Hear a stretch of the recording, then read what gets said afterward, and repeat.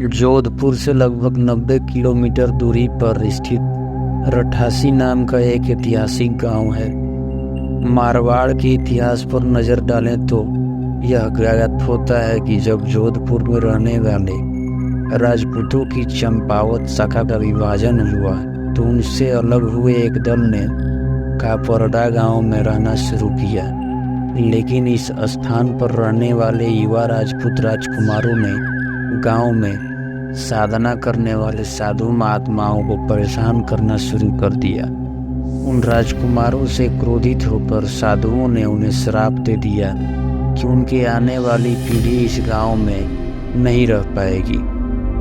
साधुओं के श्राप की बात जब राजकुमारों ने अपने घर में बताई तो सभी भयभीत हो गए और उस गांव को छोड़कर चले गए।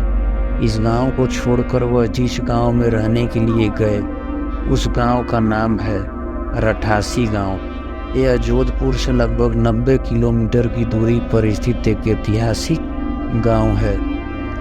इस गांव में एक बावड़ी है जिसके बारे में कहा जाता है कि वह भूतों के सहयोग से बनी है, अर्थात उस बावड़ी को बनाने में भूत प्रेतों ने गांव वालों की सहायता की थी। ठाकुर जय सिंह के महल में स्थित इस बावड़ी को देखने के लिए लोग दूर दूर से आते हैं। इस बावड़ी के विषय में यह कहानी प्रचलित है कि एक बार जब ठाकुर जय सिंह घोड़े पर सवार होकर जोधपुर से रठासी गांव की ओर जा रहे थे, तब रास्ते में ठाकुर साहब का घोड़ा उनके साथ साथ चलने वाले सेवकों से पीछे छूट गया और इतने में रात हो गई।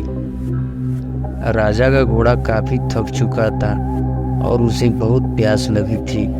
रास्ते में एक तालाब को देखकर ठाकुर जय सिंह अपने घोड़े को पानी पिलाने के लिए ले गए। आधी रात का समय था। घोड़ा जैसे ही आगे बढ़ा, राजा को एक आकृति दिखाई दी जिसने धीरे धीरे इंसानी शरीर धारण कर लिया। राजा उसे देखकर डर गया। उस प्रेत ने राजा को कहा कि मुझे प्यास लगी है, लेकिन इस श्राप के कारण मैं इस कुएं का पानी नहीं पी सकता। राजा ने उस प्रेत को पानी पिलाया और राजा की दयालुता देखकर प्रेत ने उसे कहा कि वह जो भी मांगेगा वह उसे पूरी कर देगा। राजा ने प्रेत को कहा कि वह उसके महल में एक बावड़ी का निर्माण करे और उसके राज्य को सुंदर बना दे।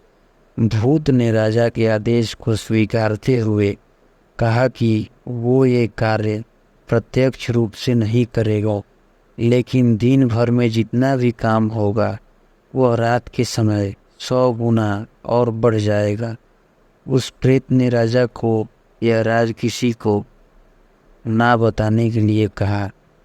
इस घटना के 2 दिन बाद ही महल और बावड़ी की इमारतें बनने लगीं। रात में पत्थर ठोकने की रहस्यमय आवाज़ें आने लगी। दिन प्रतिदिन निर्माण काम तेज गति से बढ़ने लगा, लेकिन रानी के जिद करने पर राजा ने यह राज रानी को बता दिया कि आखिर निर्माण इतनी जल्दी कैसे पूरा होते जा रहा है। राजा ने